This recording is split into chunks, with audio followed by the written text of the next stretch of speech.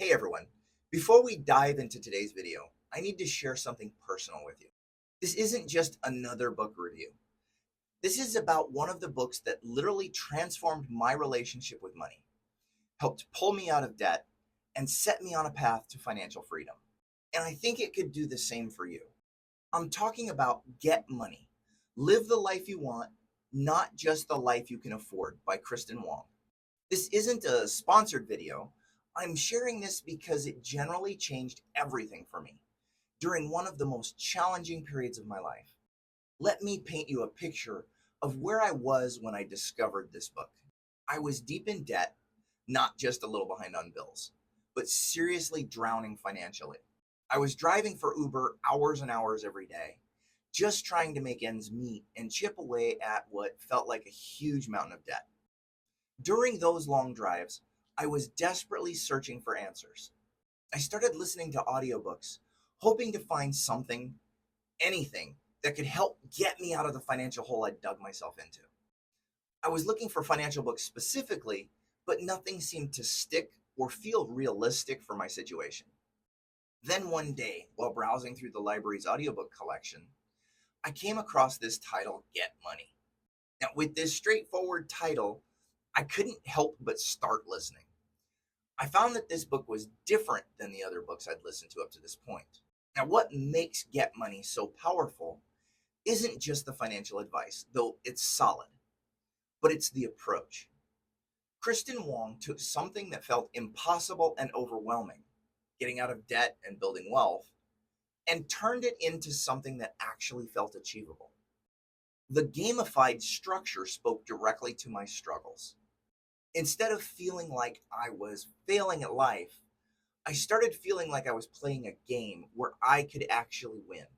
Now, I can tell you, when you're driving Uber on top of working a full time job to pay off your credit cards, you need that psychological shift more than you can imagine. One of the most powerful moments in the book for me was when the author shared her own childhood story about financial success markers. She talks about how Oreo cookies represented financial success to her as a kid. When her family could afford the name brand Oreos instead of the generic cookies, that meant things were looking up. That story hit me like a lightning bolt because I had my own vision of that memory. For me, it was chili dogs. I remember visiting my dad once, and we asked if we could get those special hot dogs with the chili inside them. Frankenstuff, I think they were called. Dad told us we could get them, but that would be the only special item for the entire weekend. Now, my brother and I jumped at the opportunity and ate hot dogs all weekend long. We were generally excited about it. And when you grow up that way, you understand that every small luxury feels enormous. Like Kristen, I grew up poor, so I understood exactly what she meant about her complicated relationship with money. Her outlook wasn't, I'm rich and here's how you can be too. She told the real story of the struggle, letting everyone know that building wealth isn't an easy path. It takes effort and focus. But then she knows that you can actually get there. When I first started reading Get Money, I thought I had at least taken some steps towards financial stability. I had started a budget of sorts, and I was trying to get a handle on my spending. But honestly, those steps weren't very well defined, and I was drowning.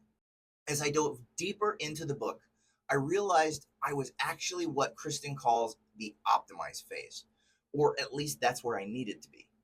I had some basic understanding, but getting my banking, bills, and action plan all aligned, that's where I really needed help. And honestly, I needed this book way more than I initially thought I did when I was listening to it for the first time. One of the things I love most about this book is that it doesn't just tell you what to do, it gives you the tools to do it. The worksheets provided became the foundation for systems that actually worked for me. Using the templates and ideas, I was able to get my budget onto paper properly for the first time, building a net worth tracker and to create an investment tracker. These weren't just generic templates either.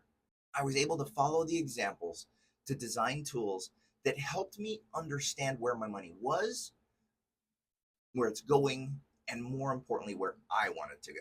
Now, I already had a debt payoff plan when I read this book, but it wasn't optimized.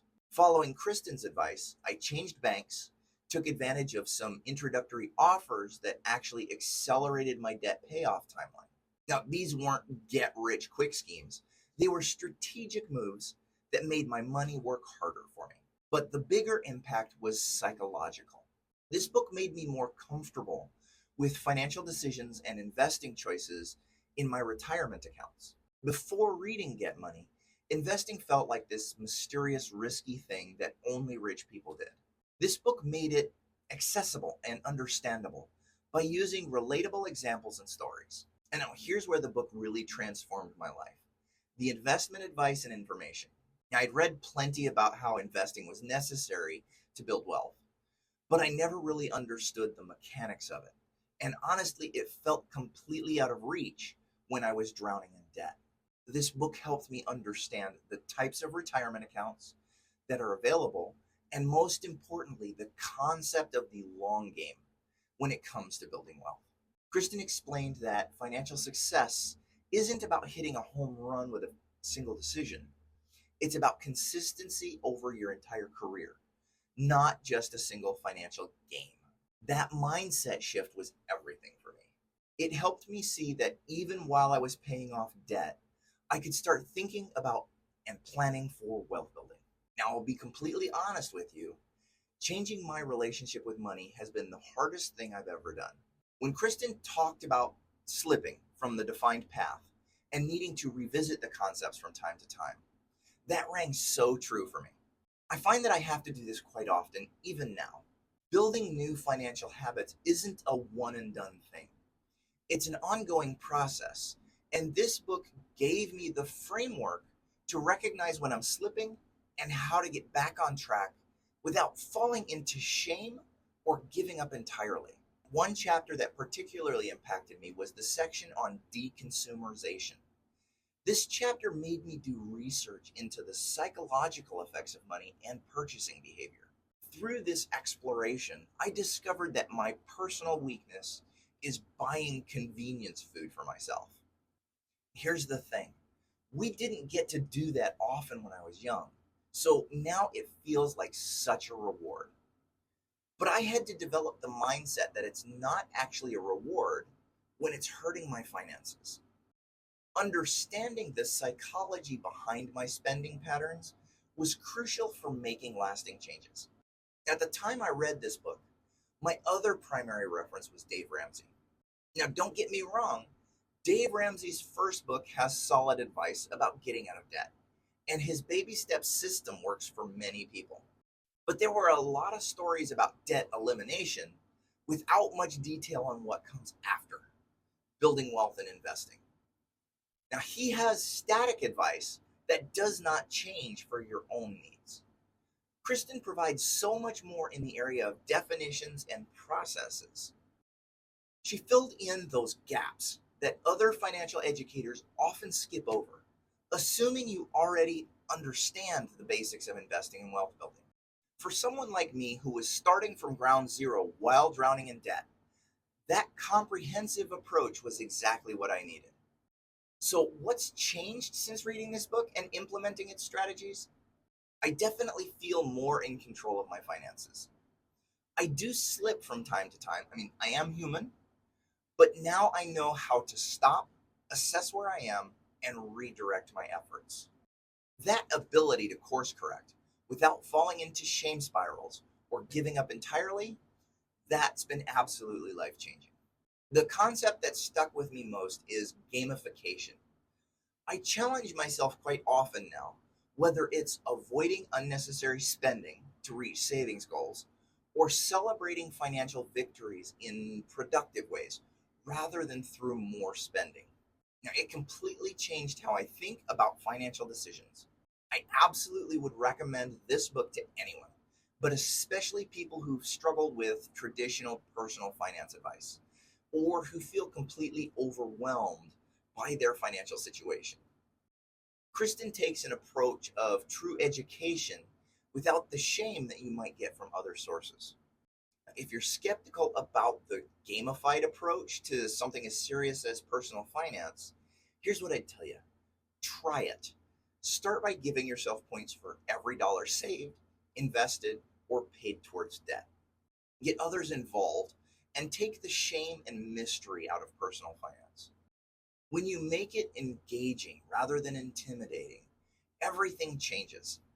If someone could only implement 3 things from this book, here's what I'd recommend. Based on my experience, first, gamify 3 core elements: emergency fund building, debt payoff, and retirement investing. Turn these into games with clear goals and rewards. Second, use the deconsumerization techniques to understand your personal spending triggers. For me, it was convenience food, but everyone has their weakness. Third, embrace the long game mindset. Wealth building isn't about getting rich quick. It's about consistent, strategic decisions over time. What I want you to understand is that this book doesn't assume you have an MBA in finance or that you're starting from a position of financial strength. Kristen met me exactly where I was, drowning in debt, driving Uber, desperately looking for answers, and built from there. Everything is broken down so that anyone can understand and implement the information, regardless of their starting point. I don't say this lightly, but this is one of the 3 books that I would say everyone should read.